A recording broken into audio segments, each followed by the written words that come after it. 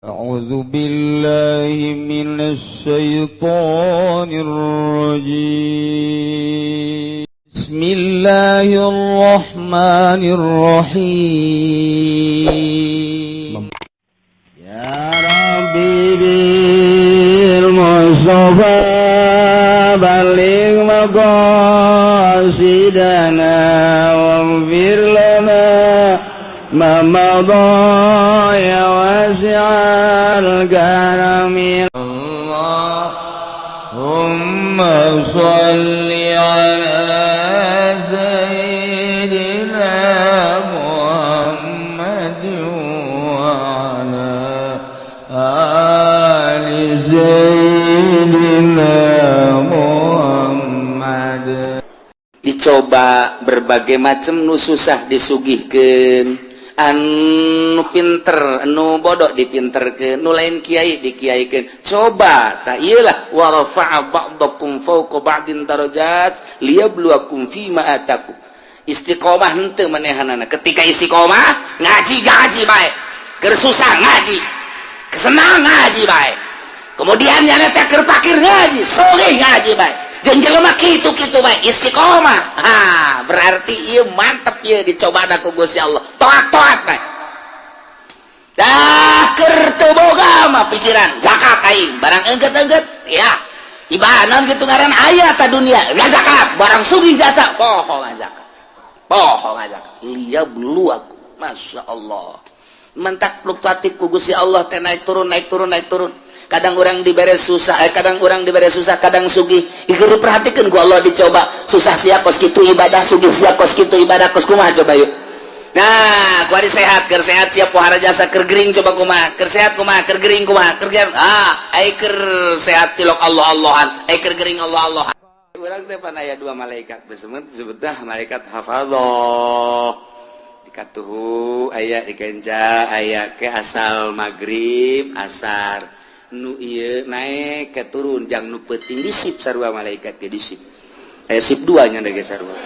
Oh malaikat penting malaikat berang-berang ya taqabuna silih ganti nu berang-berang nu penting ta eta teh malaikat hafadzah ngaranna atawa sok disebut kiramul katibin, malaikat pencatat ta eta malaikat pencatat teh mual pisah-pisah jeung urang kecuali tilu. Hiji ketika urang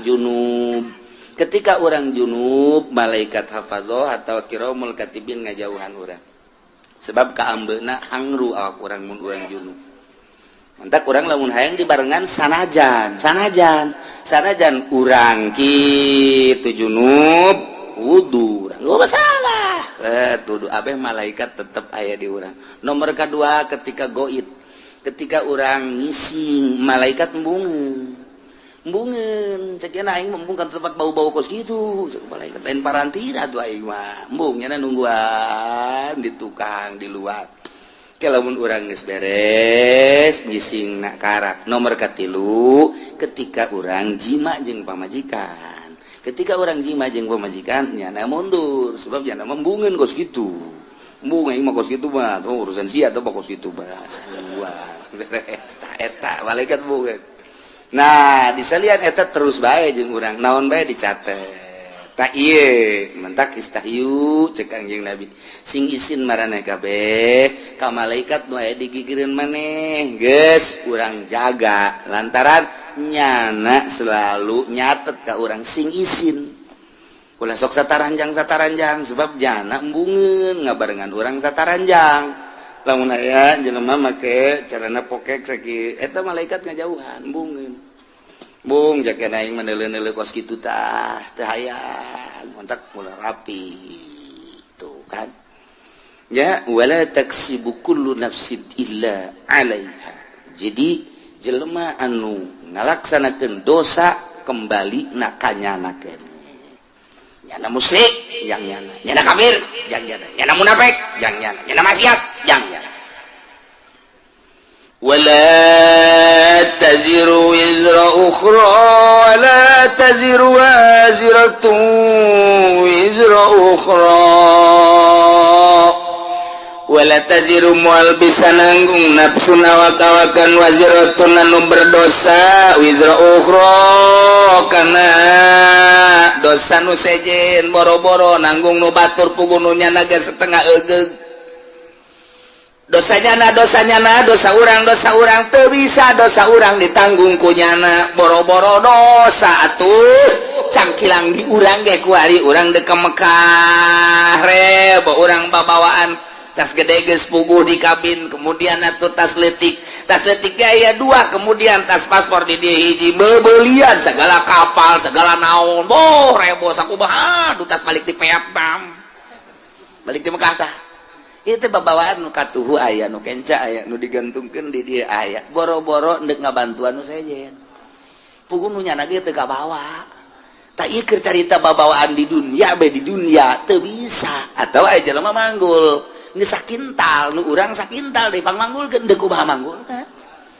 puguh aya ge ieu sakintal teu kabawa kabeh sakana ieu aya kana ditunda sia hayang dipangbawakeun teu bisa tak eta keur carita babawaan bekos kitu nah ieu di akhirat dosa urang ku urang dosa batur ku batur teu bisa dosa batur ditembleukeun ka urang dosa urang ditembleukeun ka batur teu bisa wala taziru teu bisa nanggung awak-awakan nu berdosa nanggung karena dosa nu sejen teu bisa kusorangan bae eta mah masyaallah malah mah kahadean urang anu bakal diserot ka batur ketika urang ngalaksanakeun zalim urang puasa urang salat urang zakat urang haji tetapi ternyata urang pernah ngazolim batur nah yang ke di akhirat di sidang begitu di sidang teh salat urang bagus zakat urang bagus segala rupa urang bagus jol bae jelema anu dizolim ku urang teh neluh misalna urang nampiling misalna urang najong misalna urang ngomong atau urang nyaga caprak dari hareupeun batur datang ka batur teu ngeunaheun atawa modal pamarentah aya jelema ieu boga bangunan di dieu kemudian atuh ieu teh kena planning pemerintah tanpa diganti gaet bae pemerintah zolim ngaranna eta kan zolim nu kitu ngaranna kata orang boga taneuh kemudian dicokot ku batur tah eta zolim ngaranna urang mah puasa urang na salat urang na zakat tapi aya taneuh batur dicokot ku urang sia sing hade di akhirat timbang begitu ditimbang bagus jo aya jelema malaikat ya kumaha eta amalna bagus alhamdulillah bagus ieu tinggal ka sorga bae deuleu buku nu hijina periksa nah aya catatan zalim oh bener taneuh abdi direbut ku nyana ieu hak abdi wawarisan ti abah kemudian ku nyana bae dicokot abdi geus merengek-rengek abdi boga anak boga incu abdi teh hayang ngajual demi untuk kelangsungan kehidupan anak pamajikan jeung incu abdi tapi dikuasai ku nyana zalim perhitungkeun malaikat perhitungkeun di dunia abdi teu bisa memperhitungkeun lantaran nyana gagah jasa teu beurang calana golok geus aya di bibir abdi jawara jana mah kuari jajawalan hai siap pokona mah tanah abdi ayo hitung ini kumaha perhitungkeun kumaha miskin ayo kumaha waduh ieu mah kadzaliman ieu geus kieu kudu kuat teh ya kahadeannya nah ka dieu keun salat kakak cokot ku adi haji kakak dicokot ku adi jazolim kanu teh saektar makan pan kali 5 juta pan semeterna beuh pohar jasa di mana 5 juta lah ngomong lah 5 juta baheulana tuh kan dicokotan kabeh tinggal kakana bae atuh beak ieu mah beak itu kabeh bahkan cek malaikat kabeh ieu kahadean geus dibikeun ka dieu masih kurang keneh nah lamun kurang keneh kos kitu kagorengan abdi teu beuleukeun ka nyana kabagusan gajaran kakak cokot ka adi yeuh kagorengan adi lantaran kurang kene ieu bae ya naon kitu ngaranna dosa-dosa adi lah bikeun ka nyana geur mah dicokot kahadeanana diteumleuhan ku dosa muflis ngaranna cek Kangjeng Nabi manil muflis nu muflis mah engke nu datang di akhirat ganjaranana dibikeun ka nu ngazolim dah naon kitu era dosa nu zalim dirikeun ka nyana geus tinggal nyana nu ka neraka tinggal ieu bae ngeunaheun si adina ai surat dadah kakak sorga tinggal kakana bae geulejeng ka neraka tah eta mun carita jeung kakak carita jeung tatangga carita jeung dulu mantap ngeunaheun urang mah lamun kos kitu aya nu dicokot ku batur hah asal bisa mawana bae di akhirat sia ku aing geus beres urang tetep nu urang boga motor jalaina ngeridit ieu mah aing meuli asli jasa cokot ku batur tinggal urang mah hak bae laporan ke polisi engkena bakalna waduh leungit embe kudu bayar ku sapi mah bakalna polisi di Indonesia mah kos kitu leungit embe urang bayar ku sapi malah geus aing ngomong ka kiai bae geus ka kiai ge atuh sapira kiai lah nyaho manjur nyaho teu doana geus beres geus bae tu ngenanangkeun pikiran bae geus dah geus sama uang ge bae di akhirat nah engke di akhirat tiba malaikat poswan saya mana poswan saya hilang jam 3 tidak ada emang jam 3 jam 2 mah main bola keneh kula neuleuh si emang nonton main bola jam 3 beureun pamalingana milu jeung kula main bola eta cak jeung kumaha ge milu nonton ya poswan hendak lompat ka mana ayat catatanana di mana berdasarkan laporan malaikat kiramul katibin malaikat hafadzah nu malingna ieu ayat catatanana malam anu tanggal sekian tah ieu tah laporanana moh eta kan nyelesaikeun hiji ge angel lantaran nu dipaling nu dipaling motorna nu dipaling mobilna anu dipaling taneuhna anu dianiaya pada eta hiji bae ge angel da saurang narangtung mata poe ngan sadeup sakitu masyaallah neuk teu kebal kumaha lila jasa urang geus kakejet bae geugeuran maksudna deuk ka neraka lah pokona nu penting ieu geugeuran ya puguh ka neraka leuwih panas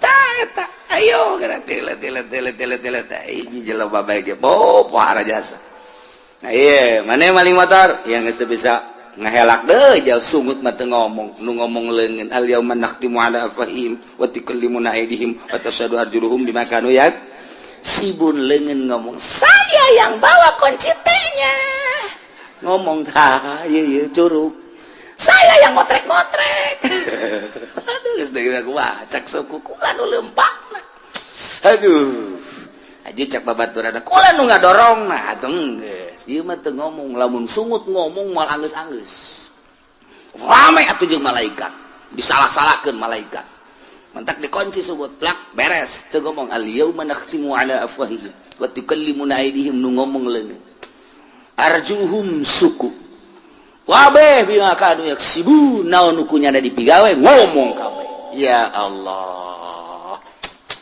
nah iyalah wala taziru wazratu wizra ukhra ha summa ila rabbikum marji'ukum bakal babalik kabeh ke pangeran fayunabbiukum bima kuntum fihi takhtalifun Allah bakal ngabejer beaskeun ngajelaskeun kana naon nu ku aranjeun dipermasalahkeun diperdebatkeun kitu ikhtilafkeun dipacentraungkeun cak Yahudi pangeran teh Uzair cak Nasrani pangeran teh Isa ibnullah Tritunggal cek Sinto pangeran teh panon pa ieu bima kanu yaktalifun bila kuntum fi taktalifun nu kuarina diperbeda-perbedakeun dibeda-bedakeun diperdebatkeun tentang pangeran cek ieu Uzair cek ieu Isa cek ieu Maryam cek ieu kitu panon poe cek ieu mah batu cek ieu mah kayu engke bakal kanyahoan penjelasan langsung ti Gusti Allah ketika urang babalik ka Gusti Allah urang mah kuari alhamdulillahirabbil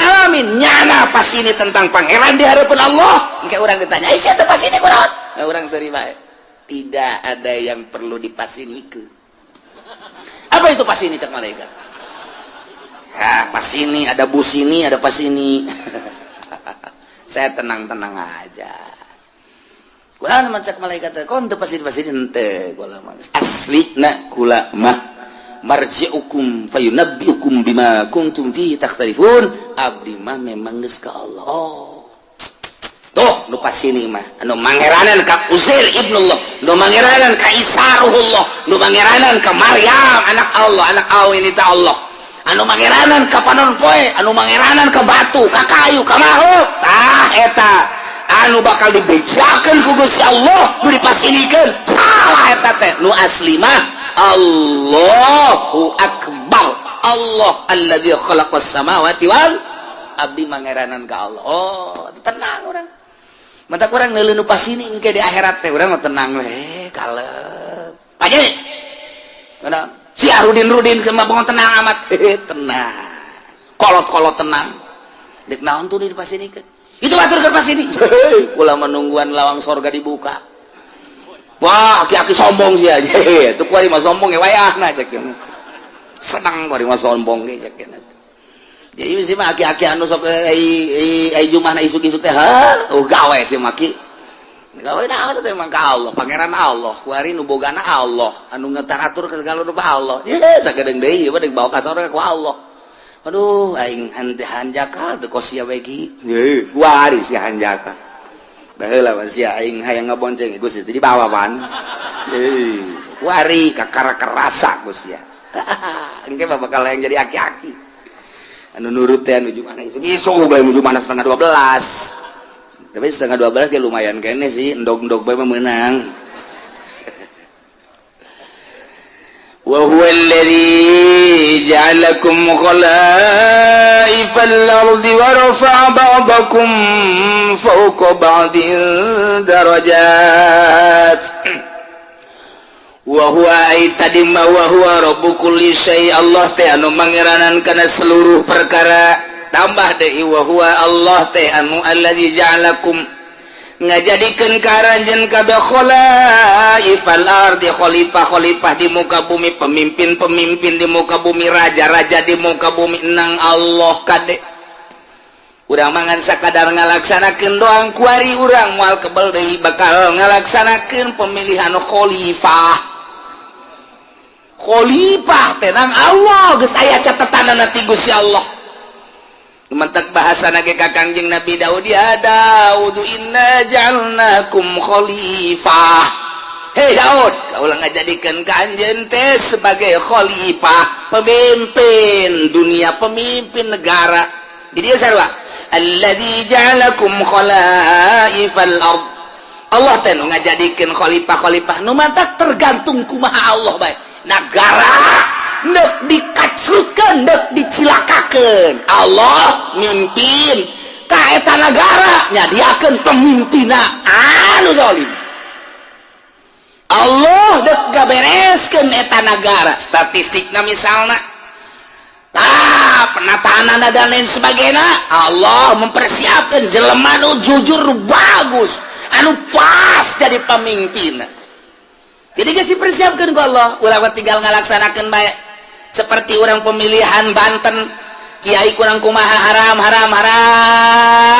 milih pemimpin awewe teh haram malah didobatkan ku kiai kene adu argumentasi eta teh maksudna emang Allah deuk ngajadikeun pemimpin Banten sebagai konde anu zalim kos itu pan kos kitu teh kajeun tinggi halangan gugu bae moal bisa dalil tinggal dalil unggal pengajian kiai nyaritakeun haram milih awe endahan kiai ngajakan ka awewe atuh geus kitu we eta Allah teh deuk ngajadikeun Banten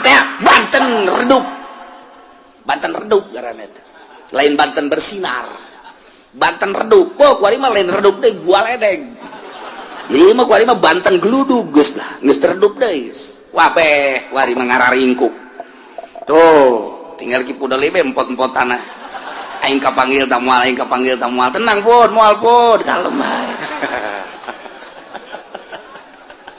aduh masyaallah lainnya na bae loba tuh kan yes eta asal ku Allah deuk dijadikeun pemimpin kata Kangjeng Nabi ke kos kitu di mana Allah hendak menghendaki satu negara bagus Allah bakal munculkeun pemimpin nu bagus ketika Allah menghendaki negara itu kacrut Allah bakal nyadiakeun pemimpinan nu kacrut jeung dikahayu-hayukeun ge teu bisa bae dihayu-hayukeun ge titah ngabagusan teu bisa bae geus ka dieu bae belokna eta teh nang Allah lain menang urang siga nang urang milih rakyat ngajenengkeun rakyat jadilah manehna siganang rakyat hakikat nama menang Allah dina itu surat itu dicaritakeun inna ja'alnakum khalaif nah ieu ge sarua khalifah ieu ge sarua wa rafa'na kitu ngana wa huwal ladzi ja'alakum khalaifal ard Allah teh ngajadikeun karanjeun kabeh kana pamimpin-pamimpin bumi di mana bae ge kudu aya pamimpin aja ngurus negara urang teh geus sabaraha persen dibawaan bae ku Amerika ka ditu urang mah ngan sakadar hampasna doang urang mun nyaritakeun kos kitu begitu beluna ka Amerika tolol amat goblok amat atuh ta Amerika lantaran kakayaan bumi pertiwu urang teh kunaon kunyana dibawaan bae ketika ku urang diarahkeun ulah nuturkeun Amerika tuh yuk urang ka dieu ye kanu lurus uang teh Amerika tetep bae ketika pemilihan anak hese bae berarti Allah ndeuk ngajadikeun negara urang ambruk tinggal pilih bae dek diambrukeun dek dihenteukeun terserah suara rakyat suara Tuhan iyalah bahasa ahli filsafat artinya Allah menghendaki melalui suara rakyat terserah rakyat dek milih ka mana dek dibenerkeun negara dek henteu berbagai argumentasi jeung hujah adu argumentasi tapi awas sing hade dek ka mana arahna dek ka mana arahna sing hade nah ieu negara urang ieu teh perlu pemimpin Allah bakal ngajadikeun diserahkeun ka urang pemilihanana walaupun hakikatna memenang Allah wa huwallazi ja'alakum khalaifal ard Allah nu ngajadikeun khalifah apakah Prabowo nu bakal jadi apakah ieu teh Jokowi nu bakal jadi apakah memang jurig salian ti eta nu bakal jadi teh jawaban urang teh dua nu keur adu kekuatan nama sanu nyaho ke aya jurig muncul oh bae aya calingan teh urang lamun anu pro Prabowo ngaistimewakeun Prabowo dalilna loba urang anu milih Jokowi pro Jokowi dalilna loba hese kos kitu mah lantaran ngarasa boga kepentingan sina kabeh ka Jokowi lantaran nyana mah kepentinganana hana semet beuteung doang nyana teu memiliki negara Indonesia aing mah penting mah hirup beuteung aing jembluk beres jembluk bahasa Cina teh jembluk penting beuteung aing jembluk nyana mah sok Cina mah cicing di mana bae apa memiliki nyana bahwa ieu negara nyana henteu nyana mah urang dek nuturkeun kos kitu silakan tah ayo argumentasi nu ieu imam memiliki negara tah tapi kan hese di kitu-kitu masyarakat maboga pilihan aing pan usaha lamun henteu bergaining jeung Cina ke bakal kumaha pilih bae geus ka dieu ambruk berarti aing mah milih ka dieu bae lah lantaran aing mah anu terserah tah ambruk ge henteuna nganu jelas mah kabeh ge nu geus ka dieu hese di ka dieu keuna nu geus ka dieu hese di ka dieu keuna lantaran boga kepentingan masing-masing geus dibere acuanana ke tetep bae lebih mengarah kepentingan kuari bae gitu ayo partai Islam nu ngadukung ka dieu pan eta teh meureunana boga kepentingan henteu saluluguna didukung kitu henteu NU ngadukung ka dieu aya kepentingan kajeun kumaha ge aya kepentingan kajeun kumaha ge jadi berarti kahijab anu ngadukung ka dieu aya kepentingan kahijab tah ieu kepentingan ieulah anu ku urang deuk dibersihan teh dina ilmu thariqah mah mun deuk ibadah carita mun deuk ibadah satungtung aya kepentingan di luar Allah silaka eta teh nu hese ge nu mantak ditanya Tuan Syabdul Qadir Tuan aya nu istimewa si kumaha ibadah istirahatkeun abdi pugu geus istirahat awak mah gampang tondo istirahat mata sare cali geus terlalu loba ngadengekeun kitu suara-suara istirahatkeun ku urang bisa sare bisa ka gunung bisa ka leuweung awak lantaran terus-terusan bae urang bekerja capek istirahatkeun ku urang mungkin istirahat di puncak di Indonesia mah di Bali misalnya ka Singapura misal istirahat gampang tah kos kitu mah cek Imam cek Tuan Syabdul Qadir istirahat kos kitu mah tama istirahat nihil nu hese kumaha Tuan nu hese mah ngaistirahatkeun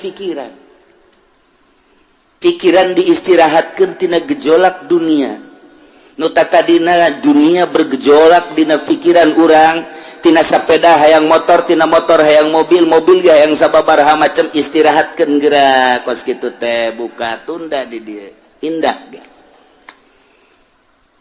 urang tatadina yang boga jabatan ti dieu hayang ka dieu mun karyawan teh mah karuan biasa hajar personal hayang jadi kitu wakil direktur jadi direktur istirahatkeun geula simpen deui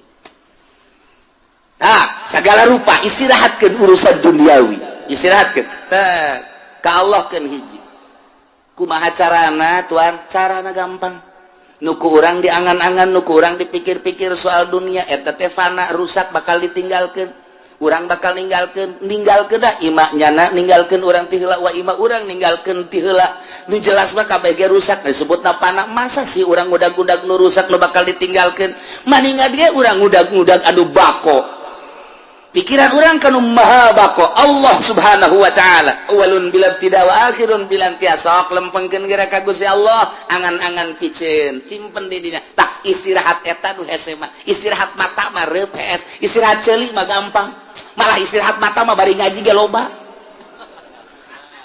toel kuda sia ngaji istirahat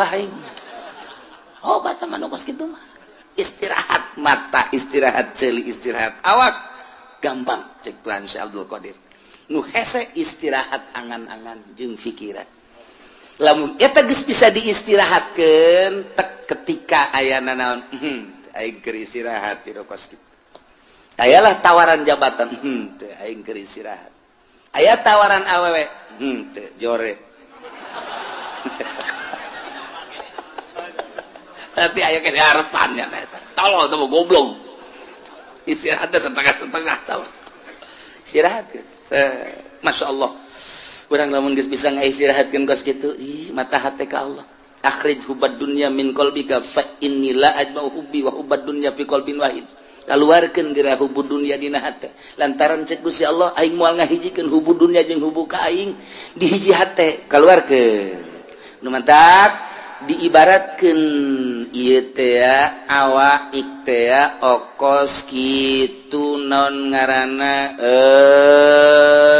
okos belantara teh urang lempang ninggalkeun belantara srut geus katinggalin ta dunia hiji keur ngahareupan akhirat kuari urang aya di ranah akhirat ternyata ranah akhirat ge masih kena hijab kene tinggalkeun teu kanyunieun akhirat geus ninggalkeun dunia ninggalkeun akhirat kuari urang kanu nyieun dunia jeung akhirat Allah mun geus kadinya indah jasa eueuh kabungahan kecuali bareng jeung Allah eueuh kasenangan kecuali bareng jeung Allah kieu bae sih kuari kieu ye urang lempang babarengan jeung nu boga pabrik egel waduh egle geus kuari bae egle geus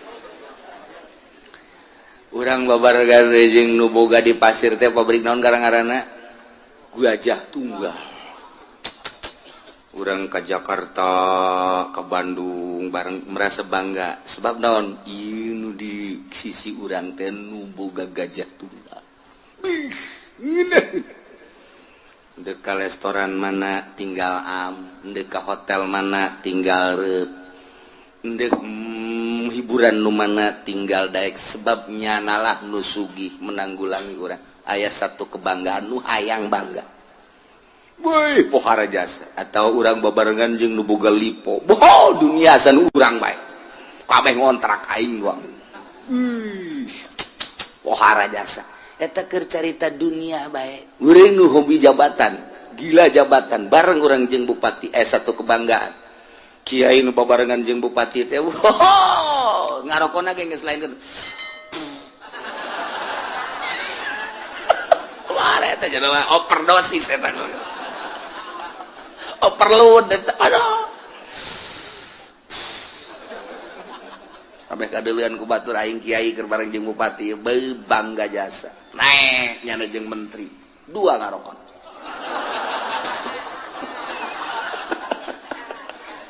pohara jasa komo jeung presiden mah nyana lamun naik mobil jeung presiden SBY misalna hulu nonghol da katabrak henteu pokona mah geus kitu bae eta mah satu kebanggaan atuh cak polisi ge we ieu geus make nguing-nguing ieu make patwal geus kudu kitu teu ya patwal mah aing mah kana kadeuleum tolol teh pancen we eta da satu kebanggaan turun teh jeung presiden eta dunia teh mah urang mah kuari bangga jeung nu nyieun langit bumi katutna jeung Allah. Masya Allah karim anu sugih papadana, anu gagah papadana, beunghar papadana, anu sagala-galana tandingna kok teu bangga sih jeung Allah. Masya Allah mentak hanya wali-wali Allah lah anu seuri sorangan sebab ngarasa indah duaan jeung Allah, senyum sorangan, bunga jeung Allah. Batur mah boga mobil riweuh rusak kudu ka bengkel, bensinan tetep sakiru Lexus tinggal Lexus, baby band tinggal baby band, mogok bae kajen kukuman. Tapi urang mah jeung Allah ketika babarengan jeung Allah geus teu kudu naik mobil Lexus baby band kanon gitu ngaran mobil-mobil mewah teu kudu. Hayang ka mana sia cak Allah teh? Abdi mah hayang ka Mekah. Hayang leumpang apa hayang ibarat kumaha Gusti beton ngalengka batu tah didekeutkeun kan lawa eta Baitullah. Keur ngalengka jeung Allah mah babarias. Ya Allah, mobil geus nilaian, kapal nilaian. Naon sebab teu kudu ngabensolan. Teu kudu ngabensinan teu kudu, ieu mah deukeut jasa dibere ilmu toy. Geus datang ke Mekah kuari yang mah deui Jakarta hayang balik ka Indonesia nek naon tuh rindu ka anak tolol sia mah. Pan keur jeung aing si rindu ka anak. Ka pamajikan meureun, ya kitulah.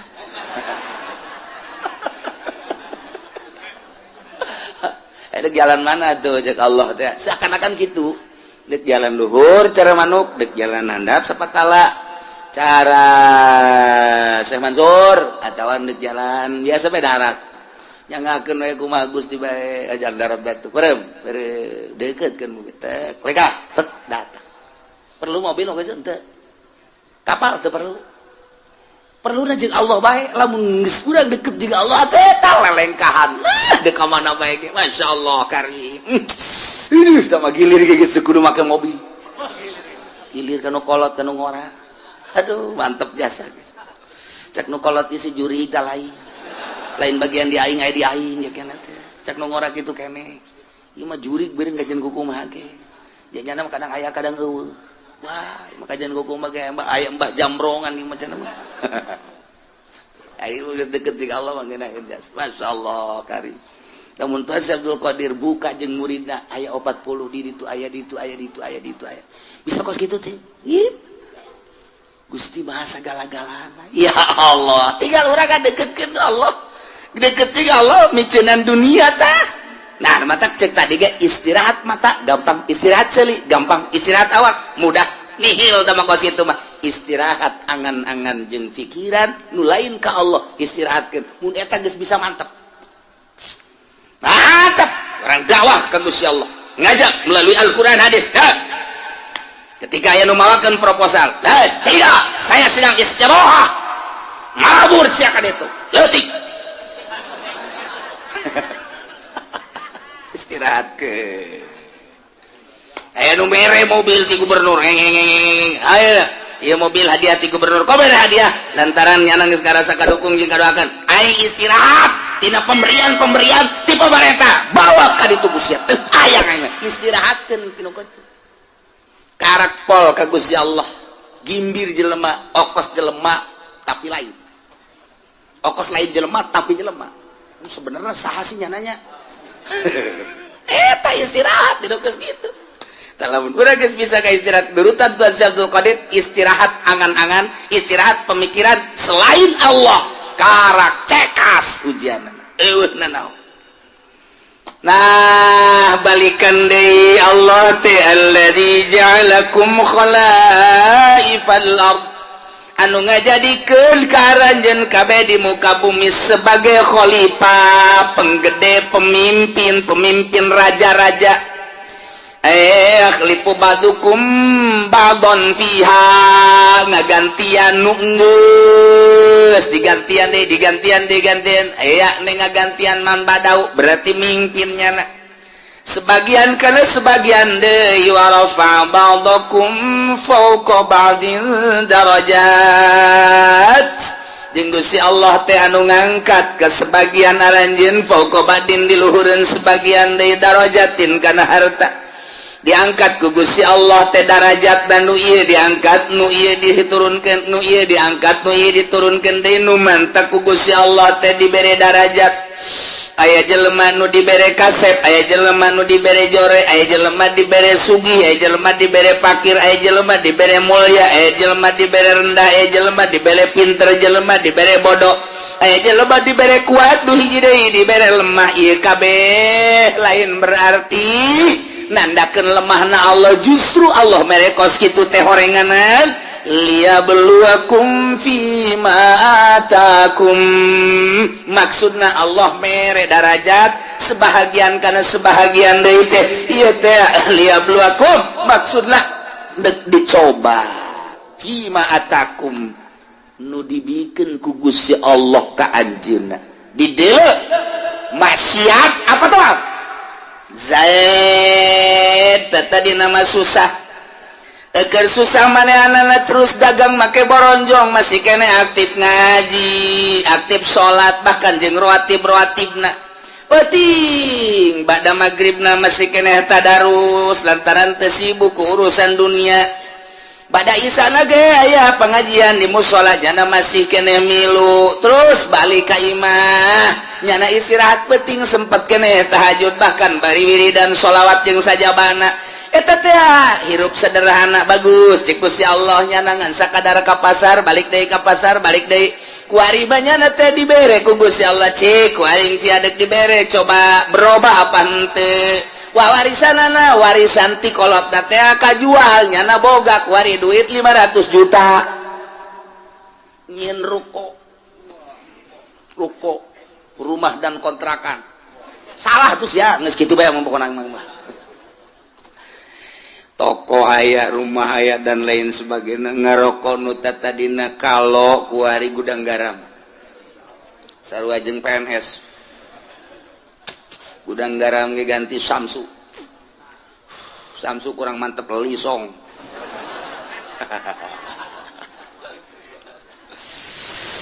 atuh kuari mah bajuna geus sing ciripit lain deui kamari malah di bawah sederhana beuh kuari mah geus mantep jasa kuari mah mobil lagi Fortuner 500 juta tuh pohara jasa geus kajieun ruko jeung boga mobilnya ngadean imah kotrek aya pohara jasa kakembangan di sisi imana aya segala rupa yang geus 500 juta ditanya geus dilok nembalan kuari nanya paling gaen dibere hatena geus juare geus julid tenaga sulit Ustad Pajae kemana bae pantai ulah ngomong atuh ngaji mah ngaji bae gua kawan disapeker ngizin kon mesti lo ngaji masalah nanya lo ngaji malaikat anu sok nulisan tahajud geus istirahah kuari cek malaikat aing teu nulis tahajudnya ana ieu ka pasar geus ganti pan kuari geus henteu waduh Jumat adzan karak datang bahkan kadang-kadang di jalan kene kagok teu Jumat. Waduh, geus kuari mulai sholat dan bergaul jeung nu leutik teh. Kuari mah masyaallah kan nelayan. Dahar ka jati kan nelayan. Ditanya kok siapa ka jati bae sih? Ngeunaheun aing pelayana pingpingna parutih. Nu di imah letang hideung. Aduh, wah, mulai guys. Kadang-kadang pan dipencetan gitu kan ngeunaheun urang mah dahar dipencetan gitu. Di imah bapak hayang cai baik nyokot bae sih kok sebegeleungeun engka dadengekeun asana kaceuli bari wae geus jadi raja kuang-kuang berubah berarti tadi susah taat barang sugih asin maksiat berubah liyabluwakum masyaallah dicoba ku Gusti Allah kamari mah menggebu jasa ketika manehanana hayang dipilih jadi caleg andai kata kaula jadi caleg jalan ieu kukula diperjuangkeun ieulah sarana agama ieulah sarana pendidikan bakal diperjuangkeun ku ari jadi caleg kapan ge henteu ka caleg teh ku galedeg kitu teh caleg dicoba liyabluwakum ngeuk dicoba ya kamari mah kerja di santri kene masyaallah nyata teh masyarakat luar biasa ih indah jasa kadeuleunan mah jasa dahar ge pohara jasa lah ditetep doang di luhurna lauk tembang beuh mantep kadeuleunan sakit ujung tembang doang jeung jengkol bae jeung aya bae cabe dirinya dirames di dieu sambal nage henteu digocoden teu geus langsung bae nya nama ieu mah ieu ta multidimensi sungut teh nya bari nyambel di dieu bae geus tapi bareng tas daharna waduh kesangan nuduha kaburu ngaji kaburu salat kaburu jeung masyarakat jeung babaturan ngan keur susah barang jadi kiai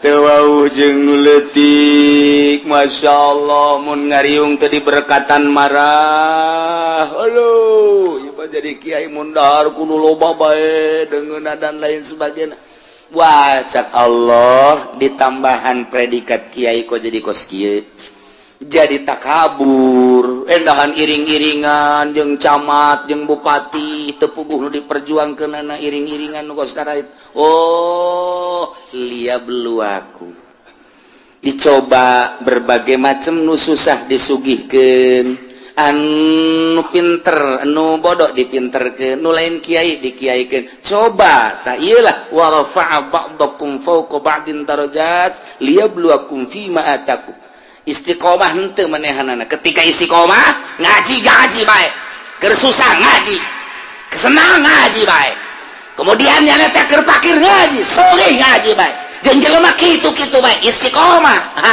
berarti ieu mantep ieu dicobana ku Gusti Allah toat-toat bae dah keur teu boga mah pikiran zakat aing barang engget-engget ya ibadah kitu ngaran aya ta dunia ya zakat barang sugih jasa poho zakat liya belu aku masyaallah mentak fluktuatif ku Gusti Allah teh naik turun kadang orang dibere susah kadang orang dibere susah kadang sugih ieu diperhatikeun ku Allah dicoba susah sia kos kitu ibadah sugih sia kos kitu ibadah kos kumaha coba yuk nah kuari sehat keur sehat sia pohara jasa keur gering coba kumaha keur sehat kumaha keur gering kumaha keur ai keur sehat tilok Allah-Allahan ai keur gering Allah-Allahan barangnya na berbaring di rumah sakit Allah eta sanu ngobrol bae awaskeun aing kaganggu zikir aing Allah ulah ngarobrol bae dinya kitu bejakeun aing keur zikir Allah cak anakna bah abah ieu keur sehat bae tilok Allah ulah loba ngomong atuh sia loba mah sia nyinggung ka aing goblok cak anak nangeunaan ngadenge abah kuari mah keur muriang mah Allah-Allahan bae bah maningan muriang bae atuh sia naonan atuh ka emma ge bager ka emma abah keur sehat mah emma beak dicak-cak didangkak po dicarekan bae kula nu sedih nama barang muriang mah masih ka mana ulah kena ka mana gitu ampura tangeunaheun sada kula abah mah maning ulah cager-cagernya dicoba ku Gusti Allah barang dek sehat teh rada sehat deui kuari masih ka mana tuh cakul lagi mending ulah cager abah mah dicoba eta ya Allah liyablu aku masyaallah supaya stabil keur susah keur senang keur sehat keur gering keur sugih keur fakir keur jadi rakyat keur jadi pejabat tetap ka Allah masyaallah mantap jasa wa rafa'a ba'dakum fawqa ba'din darajat maksudna liyabluwakum fi ma atakum awas inna rabbaka sari'ul iqab sanyana pangeran anjeun kancang capat nyiksana bagi jelema nu berubah anu tadina ibadah jadi henteu atawa tadina teu ibadah leuwih radikal awas inna rabbaka sari'ul iqab kancang nyiksana cepat nyiksana kacepetanana lantaran diudang paeh siksa wa innahu laghafurur rahim sanyana Gusti Allah teh maha pisan ngahampura yakin aya laman di dinya gopurna segat mubalaghah yakin jasa Allah teh maha hampura jeung maha welas asih lantaran manehana nama dipakai ibadah bae ka Gusti Allah susah teu bogana naon ibadah barang bogana naon hartana dipakai ibadah bae senang pakai ibadah Ekernya lemah ibadah baik kuat ibadah kerja di rakyat jana ibadah kerja di pejabat jana ibadah baik. Nah ibadah disadiakan wa innahu laghafurur rahim. Jadi engke kadituna hasil cobaanana ku Gusti Allah anu taat bakal dibere ghafurur rahim surga, anu maksiat bakal dibere sari'ul iqab. Hasil cobaan Allah bakal seperti itu. Tinggal urang kuari nu dicobana baheula keur susah kuari keur senang beda henteu aing ieu. Ketika aing baheula jadi rakyat kuari jadi pejabat beda henteu ieu aing ieu. Ketika baheula jadi santri kuari jadi kiai beda henteu aing ieu. Maksudna kemantepan ka Gusti Allah na introspeksi dirilah lantaran naon bae anu dibere ku Gusti Allah ka urang sebagai cobaan.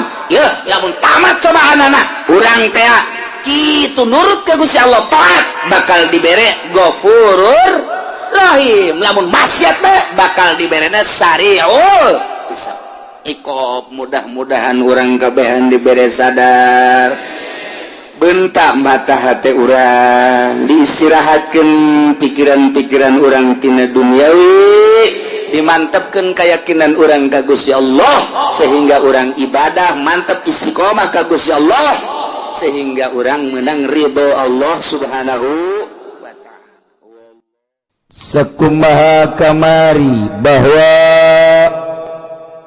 Kangjeng Nabi Musa alaihi salam kita dakwah ke negeri Palestina kaum titah diringkit ketika datang di jurang tih di gurun tih nu kaayaan rendah didinya cicing ternyata perbekalan teh geus eueuh, timbul dahaga timbul lapar panas anu pohar. Unjukkanlah ke Kangjeng Nabi Musa alaihissalam. Kangjeng Nabi Musa dititah ngaatraksikeun naon ngaranna tungked nu jadi mukjizat terhadap Kangjeng Nabi Musa. Ketika kaum ngarasa dahaga menta jang minum, Kangjeng Nabi Musa langsung ku Gusti Allah titah nakolkeun tungked kana batu. Begitu ditakolkeun kala luar cai sesuai jeung letah masing-masing 12 pantai. Ketika panas Allah ngutus mega awan sehingga tiis aduh luar biasa. Zallalna alaihimul ghabab. Bebe jalapar Allah mere buah manna wassalwa. Ya Allah ya Rabbi. Jang nginum jeung jang mandi aya. Cuaca sakitu tiis kalantaran dipayungan ku awan. Dahar dibere ku Gusti Allah. Hati-hati ieu nikmat kudu dipake ibadah ka Gusti Allah, bersyukur ka Gusti Allah.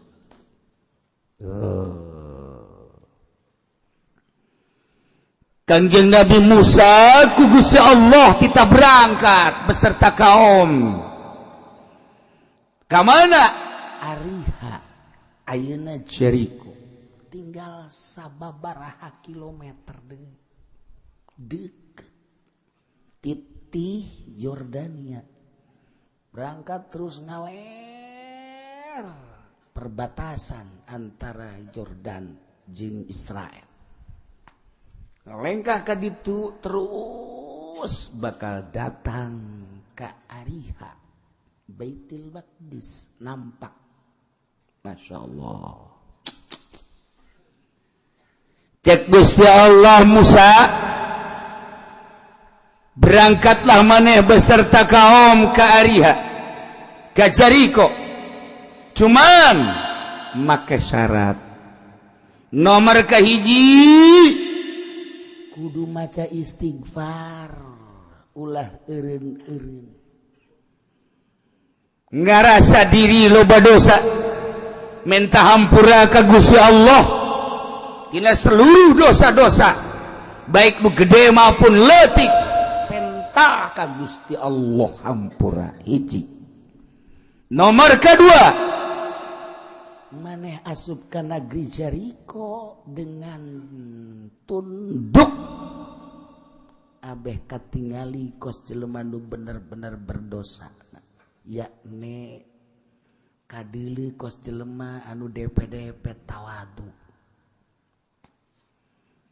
Sanggeus datang ka ditu dipersilahkan untuk menikmati keayaan negeri eta. Didinya anjeun Musa bakal ningali kasuburan-kasuburan daerah eta. Naon bae didinya jadi jeung naon bae didinya bakal buahan. Ulah kaget Musa didinya lamun aya cau berbagai cau. Tina cau nu leutik, cau emas, cau kepok datang ka cau nu gede bakal aya didinya. Samangka ti mimiti samangka nu beuleud nu lonjong nu gede aya didinya. Waluh bakal aya, waluh leutik, waluh gede aya didinya.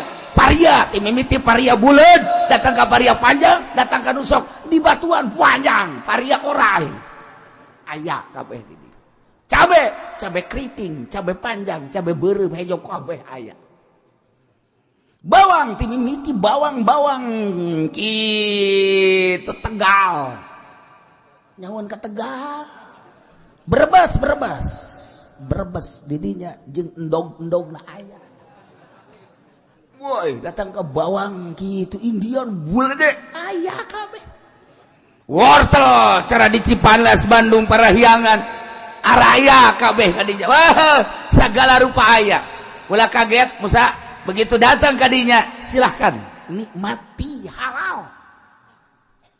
Bejakeun ku Kangjeng Nabi Musa, wahai kaum Allah geus meresen urang titah berangkat dalam rangka dakwah ke Yerusalem tepatna di daerah Baitul Maqdis.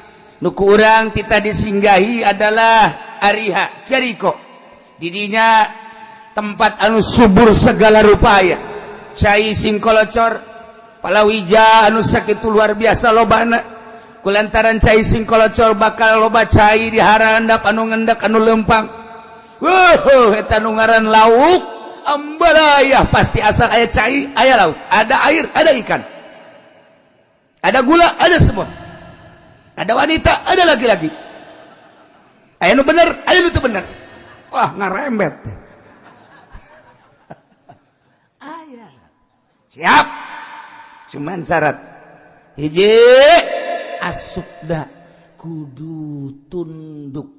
Nomor kedua kudu ulah eureun-eureun maca istighfar ka Gusti Allah. Allah bakal ngahampura. Sakit. Siap? Siap atuh ai di itu subur mah. Orenganan lain kuari bae. Neuleuh hejo-hejo teh. Embe neuleuh nu hejo, wani mapal. Jelema manggih nu hejo, pohara jasa. Sakitu keur andiupna di masjid, barang di panggung aya Golkar hejo, pasti ditinggalkeun. Imam anu kudu ngimaman asar di panggung.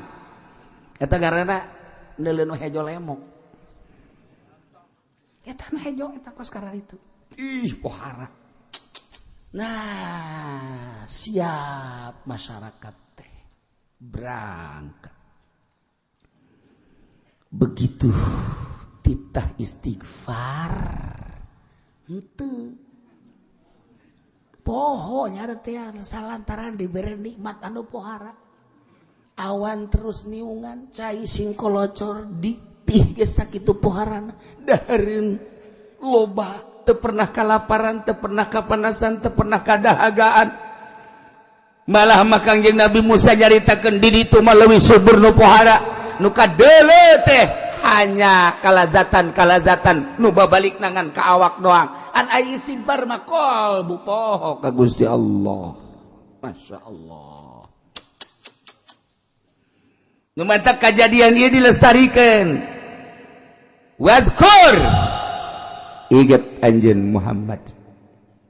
Idz qila lahum ketika ka diomongkeun ka Bani Israil.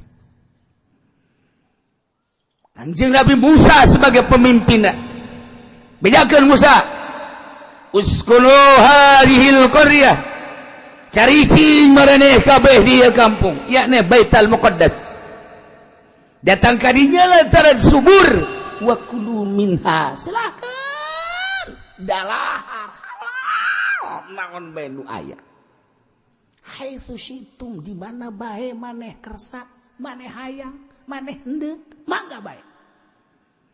Wa qulu cuban ngomong aranjeun kabeh hibbatun ay amruna hibbatun mas'alatuna hibbatun yakni antahittu anna khotoyana kami mah eueuh deui ngan sakadar menta dihampura kesalahan-kesalahan kami hibbatun. Sok baca istighfar astagfirullahalazim sambil berangkat masuk negeri eta tawadu ka Gusti Allah sambil istighfar. Maka engke ku kaula cek Gusti Allah naghfir lakum khotoyakum bakal dihampura kasalahan-kasalahan aranjeun kabeh ulah-ulah anu leutik nu gede dihampura ku kaula asal seperti eta.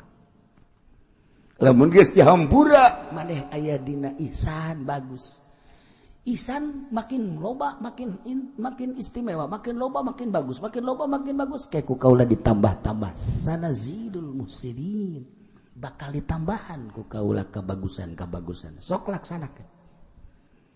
Berangkatlah Kanjeng Nabi Musa beserta kaum ieu teh supaya diinget ku Kanjeng Nabi urang. Maksudna ku urang sebagai pengikutna. Sebagai umat Kanjeng Nabi urang Kanjeng Nabi Muhammad ketika urang dibere nikmat bakal kumaha kamari ieu mah getol jasa ngaji kercan boga motor barang bogang motor saminggu ngaji saminggu henteu saminggu ngaji saminggu henteu motor teh lain pake syukuran kercan boga mobil mah getol ngaji barang boga mobil boh teu kaburu ngaji mobil berarti jadi siksa. Kamari keur pas-pasan mah ongkos teh daek ngaji daek salat barang ambah duit ieu jutaan kuari geus poho ka ngaji poho ka salat. Kamari mah teu hayang ganti HP nu jadul ge terus wah kuari mah lamun teu bisa WhatsApp teu bisa jadi. Oh harai masyaallah kari pengaruh duit pengaruh. Ngajauhan ka Gusti Allah. Ya Allah. Oh, ya. Kamari mah hirup teh saya bae jeung pamajikan teh begitu romantis. Eger hirup saya aya boho barang boga duit pamajikanna mulai rada tinggalkeun horenganan. Nyana geus bobogohan deui jeung urang bojong. Ieu kan mau bencana. Ya Allah. Tuh, kan?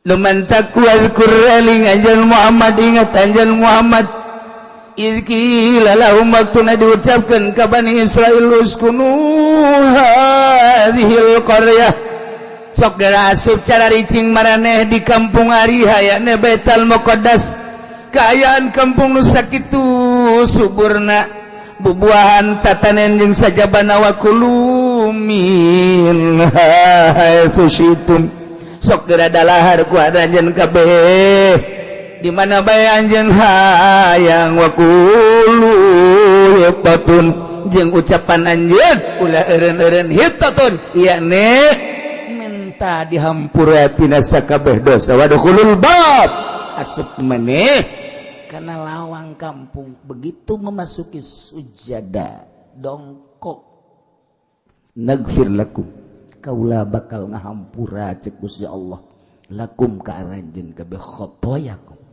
kana dosa-dosa aranjeun kabeh boronu leutik nu gede kabeh dihampura ku kaula lamun bade geus dihampura berarti geus bagus kabagusan moal diantep sakitu sanazidul muslimin bakal ditambah-tambah kahadeanana masyaallah. فبدل الذين ظلموا منهم قولا kajadian anak ternyata manusia makos gitu sakit dipimpin ku Nabi.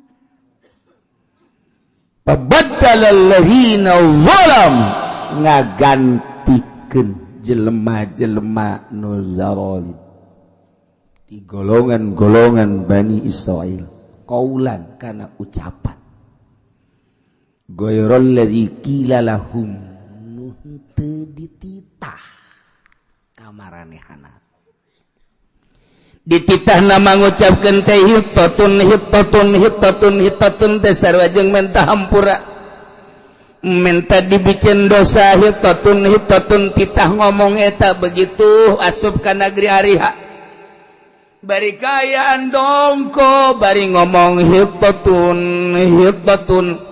bahasa hittatun teh hartina eueuh deui kahayang kami urusan kami pamenta kami mah iwati menta hampura dipicen dosa tina sakabeh dosa titah maca hittatun diganti ku nyana habbatun deuk nanaonan coba diganti ku habbatun sisikian aya oyong sikian aya waluh sikian endahan diganti kos kitu tah nya nama tah barang sisikian kabeh ge aya buah sikian aya awewe sikian maka dijadinya orang Bani Israil mah bloon jadi cak awewe guys lalaki ge sikian kami onam hiji sama dua henteu teman teh kadinya sepanjar bebeneran bes ya mah abatul bisyarati masyaallah karim diganti ku jada dititah baca hittatun ku Gusti Allah diganti habbatun eta beda saeutik hittatun habbatun urusana hittatun mah menta hampura ai habbatun mah dunia sisikian makan dunia ngaran jadi tetep bae titah urusanana istighfar tetep nya nama dunia bae titah ka Allah atuh heula ieu salat tetep bae dunia sakilang daek ge salat hatena dunia kumaha coba eta itu eureun dunia nekira urang ninggalkeun dunia titah atuh eureun tah ninggalkeun dunia semet keur salat beheulaan teu bisa urang teh dunia bae. Masya Allah kababawa eta ka salat dunia urang usaha naon bae kabawa ka jero salat tani kabawa ka jero salat urang jadi guru kabawa ka jero salat urang jadi politikus kabawa ka salat urang dagang karung goni aya bae segala rupa aya bae Masya Allah eueuh ditinggalkeun anak ieu teh kumaha coba ieu eueuh nu ditinggalkeun ke salat kayak komo di luar salat tah ieu urang geus hampir nyarupaan ka Yahudi tita istighfar hittatun nyuhunkeun hampura Gusti dosa abdi dosa anu leutik dosa anu gede hampura Gusti ieu kanikmatan anu dipasihan ku Gusti ka abdi teh Gusti hese syukuranana abdi teh ku teu syukuran teh berarti kan dosa hampura dosa-dosa abdi Gusti tina mahiwal ka Gusti tina teu nurut ka Gusti tina maksiat ka Gusti hampura Gusti kita maca eta hittatun ketika berangkat masuk bari tunggul hittatun diganti ku nyana habbatun dunia malah titah tungkul teh endahan ngeson nah naon anu tuh ngesot jana فَبَدَّلَ الَّذِينَ ظَلَمُوا مِنْهُمْ قَوْلًا غَيْرَ الَّذِي قِيلَ لَهُمْ titah maca hittatun hambatun titah wadkhulul baba sujada tungkul ngarengkuh endahan ngesod nya make birit esod make birit nanaona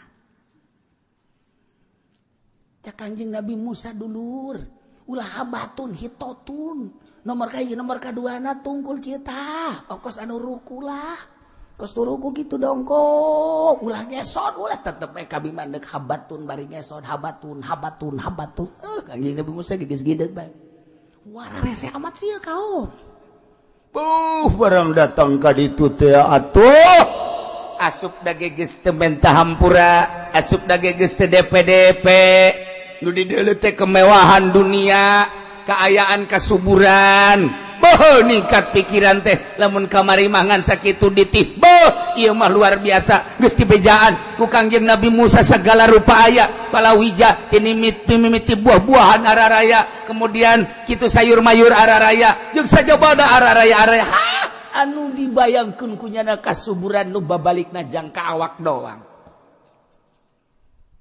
urang geus ada awas ketika urang dibere dahareun inuman eta ngan babalikna ka awak doang haju gendut ngising ka empang nu untung mah jumbo tahu jumbo kan untung tuh coba ayo iya pagawean roh na mana kolbu na mana mentek diatur di ahli torikoh mah di torikoh mah ulah terlalu ngurusan awak coba ngurusan ruh bae ai urang di syariat makan urusan nangan sakadar zahir bae ieu kolbu mah teu pati diurusan mentek lamun jelema teu ngurusan kolbu tidak terkecuali kiai tinggal kiai makin hayang di kiai lamun geus hayang di kiai beuh lamun teu dihormatnya nama manyun bae teu dicium beleungeunna teu dicium tangan nya nama geus dicirian teh si eta tilok cium tangan ka aing awas ku aing sia dicirian ku nya nama teh kiai goreng hate eta nu kos kitu emang ge kabehan ge osok si goreng hate mah ayo mencet embe kula ge osok goreng hate diiris-iris digoreng hate embe eta mah tuh lamun urang teu ngurusan kolbu ketika urang jadi lurah takabur ketika urang jadi DPR takabur ketika urang jadi bupati takabur ketika urang jadi gubernur super takabur ketika urang jadi menteri super takabur ketika orang jadi presiden XXXL jadi takabura XXL pohara eta naon teu ngurusan kolbu ulah kajeun tah mah geus parantina nu sugih dagang nu sugih usaha nu tani pejabat takabur parantina kiai makan lain paranti takabur tapi kulantaran teu ngurusan batin sarua bae hai ka aing sia teu nanya pan aing kiai teu nanya sia maji ka mana mah haji kos tukang lauk bae kiai lamun disebut kiai karakter isuk mamanya naik atuh setik eta kan penyakit eta kos kitu garana penyakit dunia penyakit nah ieu teh diurusan ye nu batak ngurusan awak mah babari ketika orang muriang puyang bodrek teu mempan itu prokol teu mempan keneh bae naon kata dagorin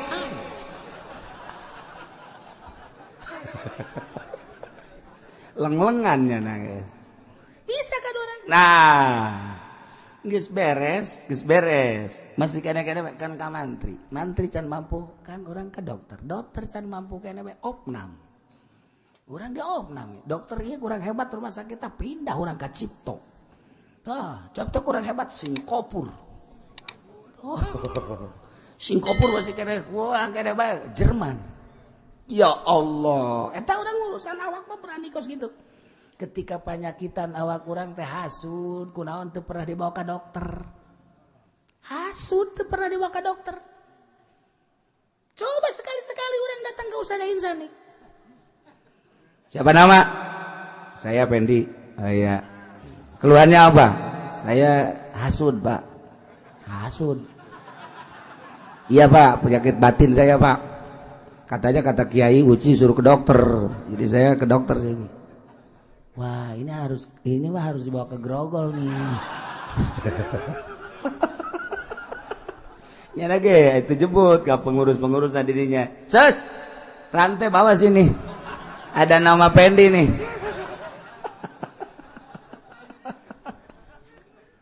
itu pernah orang datang ke dokter ya aya hasudan aya naon ria ieu teu pernah ieu dibawa ke dokter kunaon si hayang kalem bae ku makhluk kunaon si sirik pidik aya bae di jero hate teh kunaon si hubud dunia aya bae di jero hate teh bawa ke dokter ka mana dokterna ka mana ya ka kiai datar urang ka kiai Waalaikum Waalaikumsalam nurutkeun cek ki uci aing lah datang ka kiai lah Ceng abah di mana Ceng aya di jero kerawan abah nonton TV puyeng nyana aing rek berobat orangnya aja gering wah teu beres si kiai geus bebeja nyana bah ya tamu daharep tamu sah gitu oh si Pendi jeung teman kadek kunaon mama keur neuleuh bola ieu huyung babarna jarakan neuleuh mah neuleuh bae tapi hate mah nyelemet bae si kiai kok goblok-goblok teuing nah neuleuh main bola aju nyahoan nyana deui wah teu beres ieu berarti lain kiai obat lain tukang obatan obataneun teh mah kitu pindah deui ayo aing boga kreditan ieu lah coba mentak coba pendapat ka kiai coba nyaho Assalamualaikum Waalaikumsalam ya sia ieu oh alhamdulillah deuk yuk minum enon tuh kula dek berobat ka kiai enon tuh kula ngridit mobil ieu 3 tahunan ku ari ayeuna 1 tahun 2 tahun deui can kabayar ieu kumaha minta doana sakalian lamun sadek bayar nu mama ge nu mama ieu can kabayar pangmayarkeun nya goblok teh coba ieu tolol ieu mama ya jadi aing ka babandulan ku nyana geus mah aing boga babandul nyana leuwih buat deh babandulna tak agak ledek gitu tungtuna mah pentah eta lain kiai kos kitu duh bana tuh lamun urang awak puyeng awak gering ka dokter jelas rumah sakitna horenganan batin mah eta teh ka mursyid Mementak eta guru thariqah kudu mursyid lantaran nyana geus usul ilallah bisa ngomean batur sebab kadeuleur rangka manusia ketika ria, ketika ujub, ketika hasud, ketika takabur, hubud dunia, hubul jah kanyahoan eta nu mantak nyana ngaulah-ulah ge resep dunia nyana geus henteu nu mantak ulah-ulah ge ujub nyana geus bisa henteu ujub nu mantak ulah ge ka batur hasud nyana geus teu hasud nu batak ulah ge hayang ka alam ku batur nyanana geus bisa teu hayang ka alam ku batur ketika cak kiai hei dulur ulah hasud cak tatanggana nyana ge hasud mun aya kiai ulah sok hasud teh ya artina sirik pidik batur anu sugi urang ayeuna hasudan urang nu gering eta nu kitu tarana hasud dulur ulah sok hasudnya cak tatanggana nyana ge hasud nyana ge kamari ribut jeung adina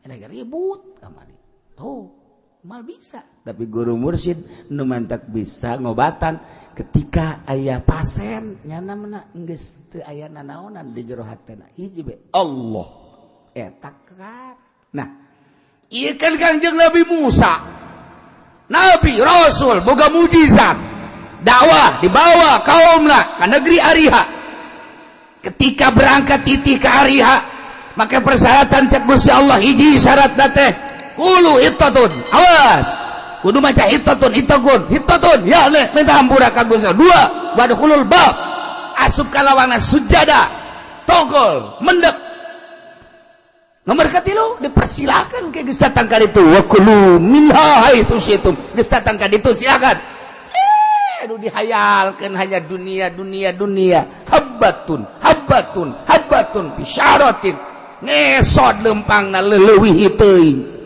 akhirna kan ditegor ku Gusti Allah Musa persyaratanna tilu kok ieu kuarikeun mahiwal aduh Gusti abdi geus kurang kumaha capek lain teh dinasehatan ku abdi teh terus dinasehatan tapi memang buah kawarahna Bani Israil teh kos karari ieu dipimpin ku nabi atuh komo dipimpin ku Kiai Golkar pantes jak kiai nage kos gitu cacak ku nabi masih kena mahiwal Kangjeng Rasul turun ke alam dunia diturunkan kemudian manehana Kangjeng Rasul teh dakwah kurang kumaha pamentana dicumponan cek musyrikin Muhammad kami daek iman tapi tuh coba bulan turunkan saya turun kena bagi dua kena maca syahadat kemudian ngamprok deui berangkat deui tah lamun geus kos kitu ku kami kakarak daek iman mun kami bisa kos kitu kaula bisa kos kitu ada iman kami saksian cek Kangjeng Nabi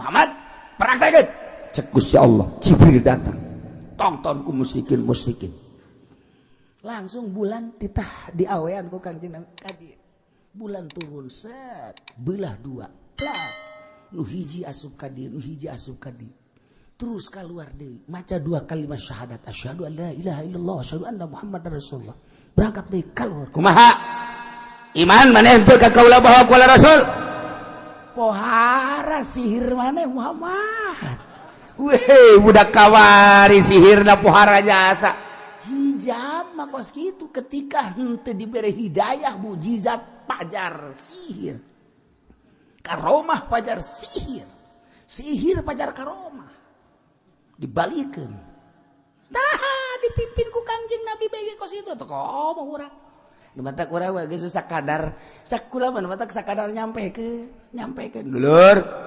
ye bahwa main gapleh teh haram sebab eta teh judi geus susah kitu ketika liwat anu main gapleh bisa entah budak dulur ulah sok ngadu kotoknya lantaran ke orang bakal diadukeun deui haram hukumna ngadu kotok geus kula liwat aya nu ngadu kotok bisa anda budak ngadu kotok geus bae ngomong geus nyanan terus bae atuh geus asa ulah kadorakaan doang apalagi jeung pejabat ngaji geus sing ade ulah sok korupsi ajunya na maling bae terus sabodo teu maka bagi nyana berarti nyana siap dipanggang ke di neraka beres geus sakitu tuh ya ieu hese jasa ngurusan awak bababari tapi ngurusan kolbu mah hese ya Allah ketika aya nu geus bisa ngurusan kolbu indah sebab naon jelema nu geus bisa ngurusan kolbu eueuh sekat jeung sasaha ge akur bae sebab kabeh makhluk Allah urusan pagawean jeung aktivitas urusan nyana mangan sakadar dititah sote dakwah ai dae kenari mana ente mah geus eueuh nanaon jeung sasaha bae ge akur bae nikmat kapanggih jeung sabae nu ngamanggihan ge akur bae nginaheun bae sebab laon eueuh nanaonna nu sugih datang teu pernah dipenta nu susah datang menta dibere ala kadar bae mah anu gering menta didoakeun yeuh mun teu cager bae tinggal gitu doang beres nyageurkeun nu mehkeun mah Gusti Allah kitu urusan beres geus jadi geus kacumporan kabeh nikmat tuh lamun urang batin urang geus bulet ka Allah bae hampang engke kabaca nanaon situasi-situasi jeung jelema-jelema kanyahoan moal nu sok didongengkeun ku kulat ya itu teh Mbah Khalil Bangkalan waktu manehna di Tuban eta nyarakeun keur budak keneh eta mah kakareke umur 12 tahun di Tuban begitu keur salat magrib balah mau masjid pinuh nyana seserian cak imam teh seserian saha eta budak bandeng serina lain sakadar seserian biasa bandeng geus diancam bae ku guruna aing eureun tanya saha eta budak beres Assalamualaikum langsung lain wiridan nangtung siapa tadi yang ketawa-ketawa ngeganggu salat siapa cicing bae nyana ngan eta kudu di sisina ini nih yang ketawa-ketawa nih sini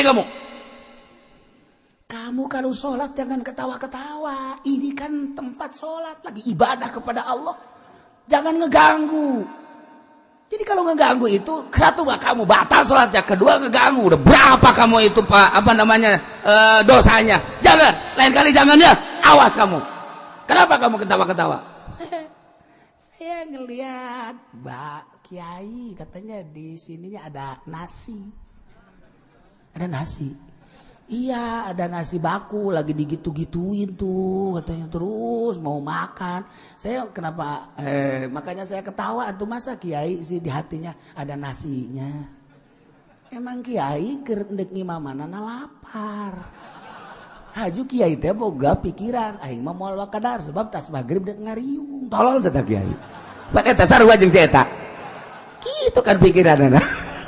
Eta Kiai langsung Masya Allah katebakeun ku nyana hate aing ya Allah ya Rabbi isi dah langsung ditekel eta Ki Holil Bangkalan nanti ke rumah ikut langsung diajak berarti lain jelema sambarangan ieu bisa jauhan kan mohon maaf oh jangan sama saya sama Allah budak kene umur 12 tahun geus bisa kos kitu urang lamun aya Ki Holil kuari atupan di hate urang mah macam-macam kabehan macam-macam geus lain sangu bae di urang mah tuh katimus aya katimus cucur atuh aya urang mah izin nya naon sangu doang ayo urang apa ya Allah ya Rabbi gegetas aya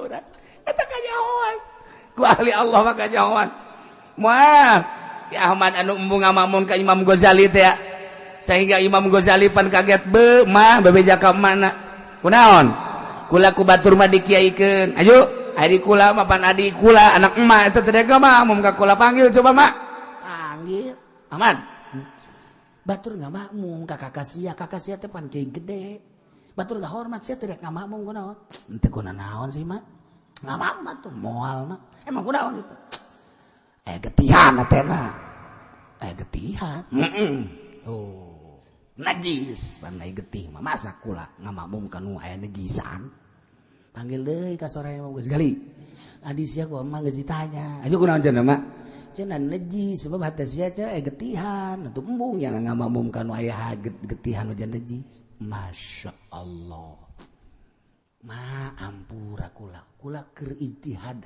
head kula keur ngaijtihad hukum head ieu teh aya berarti ieu kajahoan ku adik kula berarti luhuran adikna ti heula kakarak deui hampura di dinya lah mulai Imam Ghazali ruda langsung ninggalkeun tempat 13 tahun ngalalana Imam Ghazali hayang husul ilallah santri masyarakat anak pamajikan tinggalkeun mulai ti negeri Tus cenah ka Baghdad terus ka dieu ka mana ka Mesir terus ka dieu ka Aqsa ka Yerusalem di Masjid Aqsa nyana di dinya terus bae di menara Masjid Aqsa cici me di kubahna tahunan nyana teh ibadah ka Gusti Allah terus ka Syria ka ditu 13 tahun ninggalkeun tempat hayang usulillah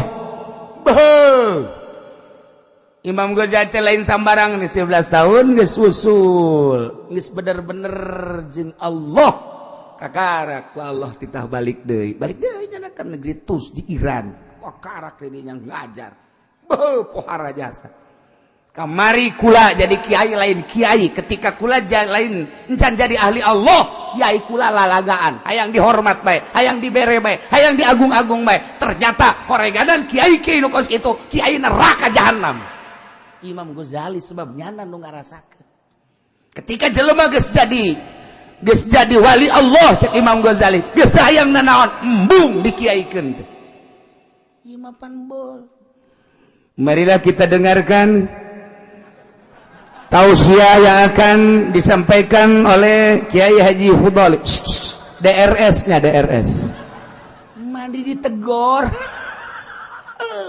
mending DRS-nya anu nang meuli eta kan eta kos kitu teh naon eta jahanam eta kosna mah kos kiai padahal mah eta teh penghuni neraka jahanam ye cak Imam Ghazali saya udah sok nyalakeun aing ye cenah Ki Uci mah kos kitu teh lain aing sakali deui cak Imam Ghazali aju cenah teu cenah aju kiai kumaha tuh kieu sia mesti aing mah aing henteu maksudna cenah kiai kitu dan teu aing kadang-kadang gitu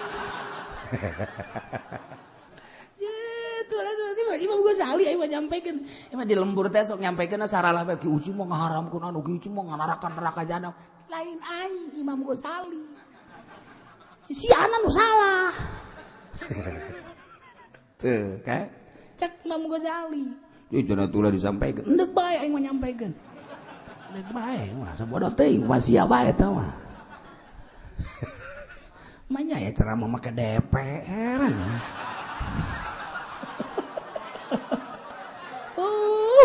kira-kira budak tama alabatan Abu Jahal lagi bapak nadi Abu Jahal tama belah ditun Abu Jahal 2 kilometer lah ya Allah ya Rabb Kumata kesalahan-kesalahan umat Kangjeng Nabi Musa, kaum Bani Israel, ketika tita hittatun endahan habatun, ketika tita sujada endahan yazapuna ala astarihim. Kumaha? Fa arsalna alaihim rijzam minas sama. Ubang kawarahna kaum Bani Israel tenurut ke Gusti Allah dipimpin ku Kangjeng Nabi Musa. Gusti Allah murka ka kaum, kamurkaan Gusti Allah, maka Gusti Allah nurunkeun siksa. Fa arsalna alaihim rijza, siksa ku Gusti Allah turun di langit langsung berbentuk seuneu ditambahan ku angin. Wah, suasana panas, nembus langsung ke jantung. Percis kostoun sing gelepak jelema guplak parah. Sabaraha seketika eta anu paeh wa mata bihi minhum fi waqtin wahid 70 alfan. Seketika eta keneh paeh 70.000 manusia. Gelepak kabeh kostoun blah turun ti langit. Farsalna alaihim rijzam minas sama. Kunaon ieu? Bima kanu yazlimun, lantaran nyana zolim kadirina dibere nikmat lain pakai syukur endahan pakai kufur, dititah istighfar endahan diganti ku urusan dunia, dititah tadarru ka Gusti Allah endahan takabur ka Gusti Allah, dititah ibadah ka Gusti Allah endahan murkanya da teu daek ibadah. Muhammad, ingat anjeun ketika kaum Bani Israel dibere nikmat endahan kupur lain pakai ibadah. Nah, bejakeun ka kaum anjeun Muhammad. Kanjeng Nabi geus kabejakeun di zaman sahabat. Urang teu kabagian lantaran urang hirup lain di zaman Kanjeng, lain di zaman sahabat, tapi di zaman Ahok. Urang di zaman Jokowi ku hari kepresidenan urang teu kadengeng. Disampaikan ku para wali-wali Allah kamari ieu. Can ngadenge. Urang kuari kakarak ngadenge. Ieu ge kabeneran teu ngabesan poe Minggu ieu. Kakarak ngadenge. Nah, ketika nikmat diganti jadi siksa engke lantaran kita syukuran jadi kufuran, moal henteu ku Gusti Allah bakal disiksa. Kuari kurang kumaha dibere jabatan hiji nikmat dipake kufur ka Gusti Allah, tungguan. Kamari ieu mah rada hararese urang. Dahar ge hese di zaman Bung Karno kamari gur-gur di dahar keneh bae. Ketela di dahar keneh bae. Eta anu gitu nandangder anu dicacagan dikaluhurkeun haju dipoe haju diala di dahar naon eta ngaranna. Tuh dasar sia mah beuki gatet. Nyaho aing kita tadi ge gatet kan aing ngadenge ti sungut sia. Teu nyaho sia ka gatet. Di dahar kan. Masya Allah. Yang segala rupa jagong campur sangu eta teh campur bees ngaranna naon? Naon eta ngaranna? Gur-gur cak aing tadi gur-gur. Ngangmang keneh bae sia mah. Di dahar hese. Tapi kan saat eta mah nu ngaji di lembur teh loba asal maghrib dararatang kadinya lip jabar be jabar baa bate jabar tatu jabar satasa saya mata sinyar siap mata siap jauh nggak lembur. Ayo coba ke urang maghrib kadinya di lembur mana bae ngarareja balik ke musola balik ke masjid adem perasaan nu diobrolkeun teh sakadar kumaha dituplak cabe bagus kumaha dituplak jagong bagus alhamdulillah belah ditu mah rada kena angin nu diobrolkeun teh sekitar eta.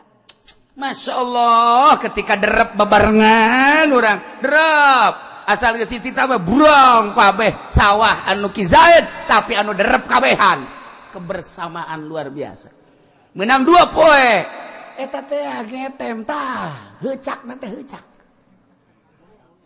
naon teh ngaranna teh sesa ngari teh tadi hadap ngagampung hararese jasa kebersamaan. Masya Allah bohara jasa Haji bebejakan numogana ya kula tas gampung menang sabakul bawa welos sia tuh coba ya Allah ya Rabbi papa bohara jasa terus dibagi 1 2 3 4 5 ka dia 1 2 3 nah ieu jang bawona ieu Haji ieu da dibagi dibagi terus ieu jang dalem ieu jang bibit ieu jang tuh dibagi rapi baheula mah Masya Allah kamari ieu teh ke zaman urang teh pertanian rapi barang ka dieu zet jual beli motor beli mobil zet bea kabeh beres beak bari mahmur imah jeung sumur doang gua wah kuari jadi santri Cinglu jadi santri Korea santri Cina santri Jepang mulai ngahanju-hanju kuari pemikiran geus berbeda tingkah geus berbeda segala geus berbeda aya kuari liwat ka lembur anu masih ngade gaji kuari gaji liwat ka mana lamun urang liwat ka mana ge kuari gara-gara ieu bae masyaallah narongton TV bae narongton TV teh dibere hobi jasa dibere ti isuk datang ka beurang datang ka sore datang ka peuting datang ka isuk deui aya anu henteu nyangu-nyangu aya anu nyangu jadi kerak kabeh lantaran pohoan nonton TV kabeh ngaji geus henteu kumaha ganti supaya daek wari kumaha TK ganti ku TK bagus sakitu mah ngan niat nu beda baheula mah ikhlas TK mah kan kudu bayaran teu ikhlas hasilna moal beres keur ieu mah bareng maraganan ngaji bae gitu. Beres balik. Naik nu kakuran beres geus. Sugan maredet henteu aya ge hiji dua jang lampu doang. Geus bae beres uang minyak teh aya ge teu nu peduli we nu henteu.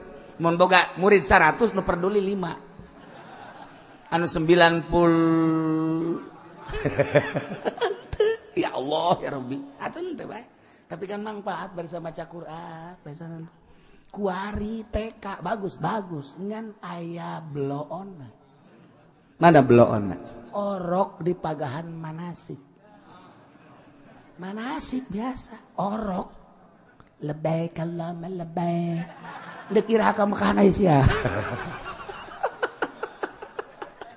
aya orok di pagahan manasik Haji geus beres teh pagahan manasik bulan yang akan datang kita sama-sama ke Pondok Gede untuk melaksanakan tawaf bersama dan sa'i bersama. Cuman harus naik bus biar supaya enggak hilang. Terus harus anu-anunya ongkos bus enggak mahal sih cuma 100.000. Karena anak kecil bukan 50 isinya 100 sudah enggak apa-apa. 100 kali 100 berapa? 100 kali 100 berapa? Gegerahan atuh siang buta. Aneh lain mah greget jasa. Lamun 200.000 jadi sabar duit. 20 juta kaditu cuman 3 juta atau 4 juta.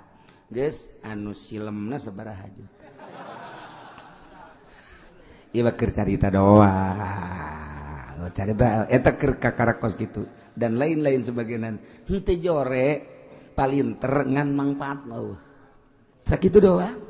Sebab teu ikhlas asal timbul teu ikhlas kiruh caina asalnya na kuku ceprakan di cai kiruh atau kadituna kiruh.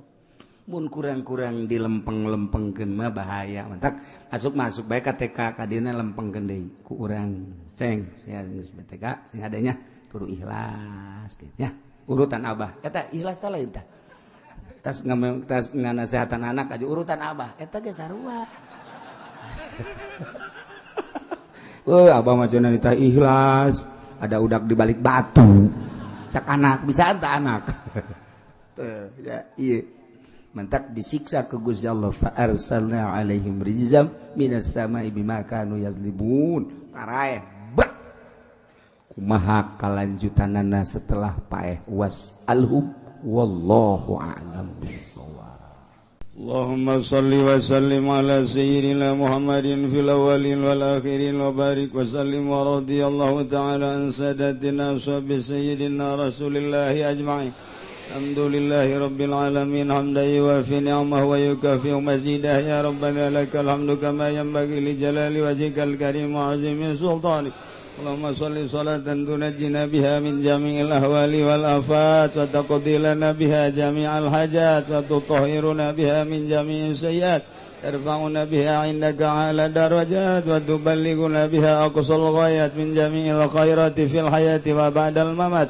Allahumma ij'al wa awsil wa balligh thawaba ma qara'nahu minal qur'anil azim wa ma dzakarnahu wa ma sabahnahu wa ma shallaina ala sayyidina Muhammadin sallallahu alaihi wasallam ila arwahi jami' ahlil kubur minal muslimin wal muslimat wal mu'minin wal mu'minat khususan ila arwahi jami' masyayikhina wa ila arwahi abaina wa ummahatina jaddina wa jaddatina khususan ila ruhi abi wa ila ruhi ummi. Allahumma ighfir lahum warhamhum wa'afihim wa'fu anhum. Allahumma ij'al quburahum rawdatan min riyadil jinan wa la taj'al quburahum hufratan min hufarin niran. Allahumma ij'al ni'matana da'imah wa daulatana qa'imah wa auladana wa talamidana ulama wa la tusallit alaina zalima wa la tusallit alaina man la yakhafuka wa la yarhamuna. Allahumma sallimna wa sallim dinana wa la tasabaqtana zi imanana warzuqna ya Allah khairai dunya wal akhirah. Allahumma inna maghfirataka arja min amalina wa inna rahmataka awsa'u min dhunubina. Allahumma illam nakun ahlan lan tablugha rahmatan nablugha rahmataka rahmatuka ahlun lan tablughana ya na wasi'at kulla shay'in arhamar rahimin. Taqabbal minna innaka antas sami'ul alim wa tub alaina innaka antat tawwabur rahim. Shalli wa sallim ala jamil anbiya'i wal mursalin. Alhamdulillah.